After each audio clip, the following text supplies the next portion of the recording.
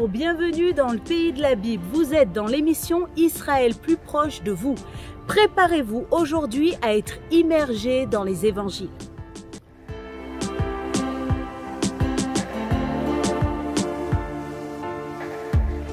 Depuis très longtemps, nous insistons auprès de la production pour réaliser un reportage sur ce site. Vous allez me dire, Stéphanie, quel site? Et vous avez raison. C'est un site caché. C'est un site scellé. C'est un site authentique selon beaucoup de personnes. Pourquoi? On va le découvrir aujourd'hui avec Aaron.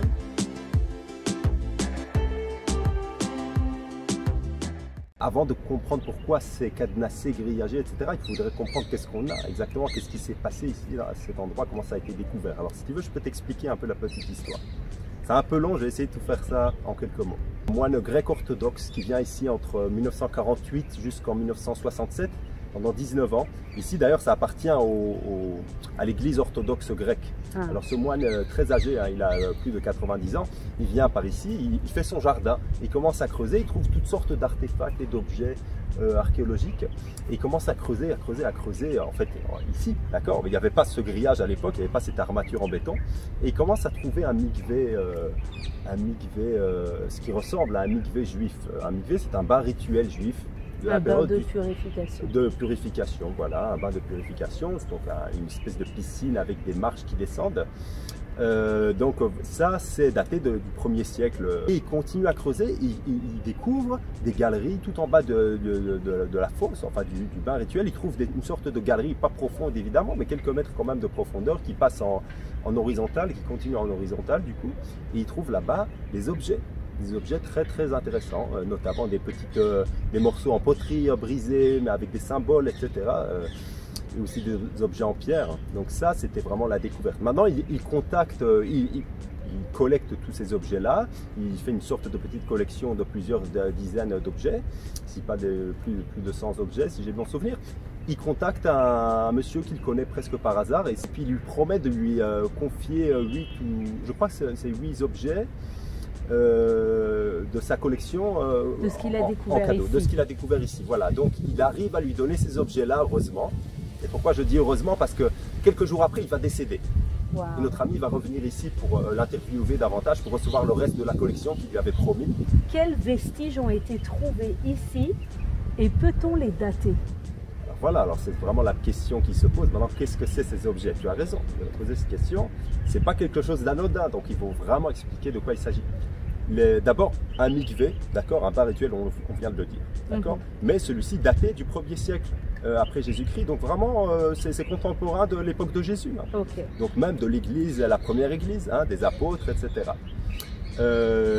Maintenant, ça c'est une chose. Ce qui a été découvert à l'intérieur avec une sorte de catacombes et de galeries à l'intérieur, ça c'est postérieur. C'est-à-dire c'est daté plutôt avant, en tout cas 132, 135 après Jésus-Christ, avant vraiment cette période-là au début du 2e siècle après Jésus-Christ.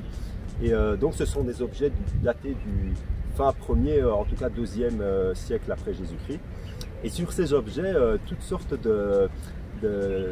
certains symboles gravés ou parfois peints avec une peinture rouge. Et on voit là-dessus, sur une assiette par exemple, on a découvert une assiette, on voit des rejetons d'olivier, d'accord, une fiole d'huile, d'accord, avec un symbole très intéressant, le symbole du sceau messianique, un piédestal en marbre qui peut-être recevait, ça c'est les auteurs du livre qui en parlent, ils ont peut-être raison, hein, ce piédestal en marbre, il est petit comme ça, quelques dizaines de centimètres de longueur, et lui il est en marbre et il recevait peut-être finalement cette fiole d'huile dessus. Et sur ce bloc en marbre, il est écrit les Shemen Haruach, avec le sceau messianique entre les deux. Qu'est-ce que ça veut dire les Shemen Haruach en hébreu? Pour l'huile de l'esprit. On pourrait croire l'huile de l'onction, mais non, ici c'est écrit l'huile de l'esprit. Wow. Ça c'est très intéressant, en hébreu ancien. Il y a d'autres objets, il y a des lampes à huile, elles aussi avec le symbole du sceau messianique. Et ça c'est vraiment très intéressant. Très intéressant. Je fais une petite parenthèse, je suis la lumière du monde, hein. Les premiers chrétiens, un de leurs symboles qu'ils aiment beaucoup mettre au devant, c'est la lampe à huile. Nous sommes la lumière du monde. Christ qui est en nous est la lumière du monde. Donc ça, c'est un petit spoiler, enfin je te dis déjà ça en passant. Justement, Aaron, est-ce que tu peux nous en dire plus sur ce fameux sceau messianique? Oui, bien sûr. On connaît bien le Saint-Paul, hein, encore aujourd'hui. Oui, c'est très connu. Beaucoup de touristes d'ailleurs qui viennent ici en Israël l'achètent souvent comme souvenir. Et puis, je vais te dire la vérité, quand j'étais gosse, moi je croyais que c'était une invention des Juifs messianiques parce que c'est tellement bien harmonisé, si tu veux. Mais non, moi après, en faisant des études, tout ça, j'ai découvert cet endroit et j'ai compris l'importance du sceau messianique. Ça vient d'où? Ça vient d'ici. Sur ces objets, on retrouve le sceau messianique gravé et peint. Okay, et il est composé d'une menorah, un chandelier à 7 branches. Ça, c'est le symbole juif par excellence. Ouais, c'est la menorah qui éclaire le temple. Oui, c'est la menorah qui éclaire le temple, le tabernacle auparavant, d'accord, hein. Voilà, la menorah, elle est présente aussi dans le christianisme. Hein. Rappelle-toi, la menorah, le chandelier à 7 branches dans l'Apocalypse, on en parle, les 7 esprits. Exact. Hein. Donc ça, c'est un symbole juif par excellence. Exact. Jusqu'à aujourd'hui. Ouais. Donc ça, on le comprend. La première église, c'est essentiellement des juifs, d'accord. Mais alors, le symbole, il continue avec un poisson en bas. Mais la queue du poisson, qui elle est triangulaire, mais portée vers le bas, sa pointe est portée vers le bas, et le pied du chandelier, qui lui aussi est une sorte de triangle, qui a une pointe portée vers le haut, ça formerait une étoile de David. Sur certains éléments, objets trouvés là-bas, vraiment, on voit une étoile de David, c'est vrai.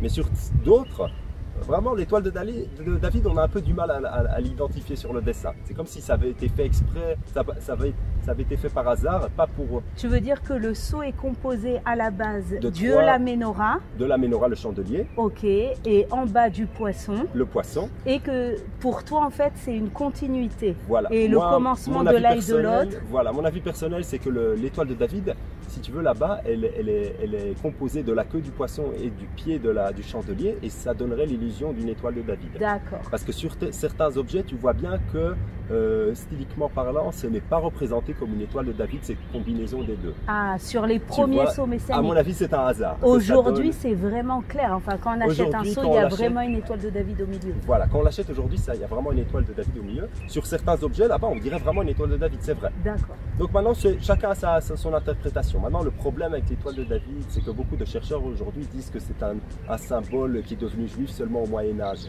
Et c'était pas tellement à l'époque biblique, oui, c'est vrai surtout aussi. Pas à l'époque de David non plus. Mais bon, ça, voilà, chacun voit comme il veut. Maintenant, ça, on met de côté. Pourquoi le poisson? Le poisson, c'est bien, hein, c'est, comment on dit poisson en grec? Ichthys. Et ichthys, si tu prends les premières lettres de ichthys, ça fait Jésus-Christ, Fils de Dieu, Sauveur. D'accord. Okay. Voilà. Ça, c'est pour ça que le poisson, lui, il est un symbole des premiers chrétiens dès le début. Hein. Parmi les martyrs à Rome, c'est vraiment leur signe de reconnaissance. C'est vrai. Mais ici, à Jérusalem, à l'église, même on voit des mosaïques. Avec des poissons, ouais. Oui. Mais ici, à l'église, si tu veux, à la première église de Jérusalem, hein, parmi Jacques, frère de Jésus, et puis Jacob, et puis Pierre, on a vraiment une combinaison un peu différente qui inclut aussi un peu de symbolique judaïque de l'époque. Un grand merci Aaron. Avec joie. Et à très bientôt. À bientôt. Que Dieu te bénisse.